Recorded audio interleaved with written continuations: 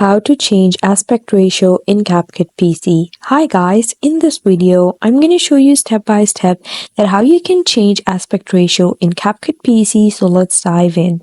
First, you have to open your Capcut app. And once you open your Capcut app on your PC, you simply have to open the project that you want to change the aspect ratio of. So I'm going to open this project over here. And once you open the project, once it loads, now if you want to change the aspect ratio of this project, you simply have to toggle to this place over here where you can see 16:9. Simply click this option and it's going to pop up with this menu. In this menu, you can choose a custom one and enter the aspect ratio of your choice, or you can go with the original one, or you can just choose any from the given menu.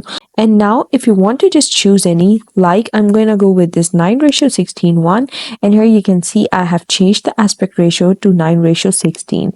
If you want to go with 16:9, you can simply click 16:9, and here you go. You have changed the aspect ratio in Capcut PC.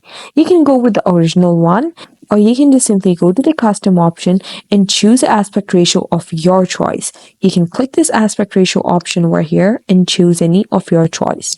And then click save, and that's all. That's how you change aspect ratio in Capcut PC.